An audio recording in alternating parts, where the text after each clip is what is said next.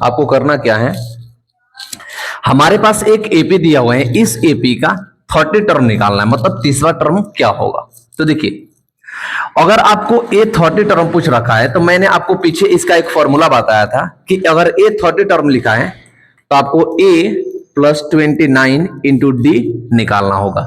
इसका मतलब कि जो भी टर्म पूछता है उसमें से एक नंबर टर्म कम करते हैं और ए में ऐड कर देते हैं और डी से मल्टीप्लाई करते हैं।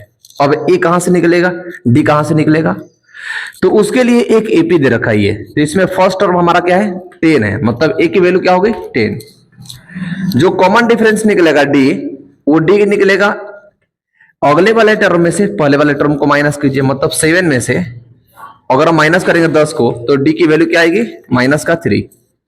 डी भी हमारे पास आ गया, ए भी आ गया, तो हम ए 30 टर्म निकाल सकते हैं। तो निकाल लेंगे ए 30 बराबर में ए कितना है 10 प्लस का 29 इंटू ये क्या है माइनस का 3, तो क्या निकलेगा ए 30 टर्म ये 10 और प्लस ये 29 का मल्टीप्लाई से करेंगे तो ये हो जाएगा कितना 87 और ये माइनस प्लस माइनस होगा, 87 में से 10 माइनस होगा तो बचेगा 77।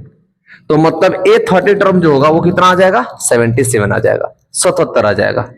क्या आपको बात यहां तक समझ आई कि ए 70 टर्म हम कैसे निकालेंगे और ए टर्म कैसे निकालेंगे।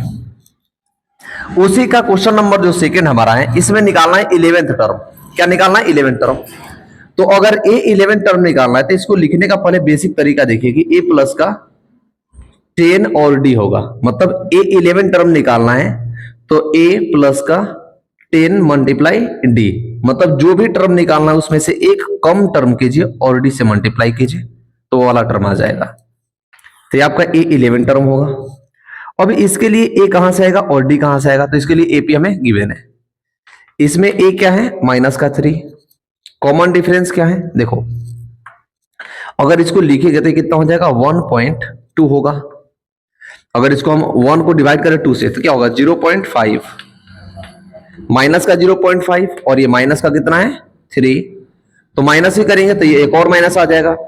तो कॉमन डिफरेंस माइनस का 0.5 और माइनस माइनस प्लस का 3, तो 3 में से 0.5 जाएगा तो कॉमन डिफरेंस आएगा 2.5, माइनस का 2.5 आ गया कॉमन डिफरेंस।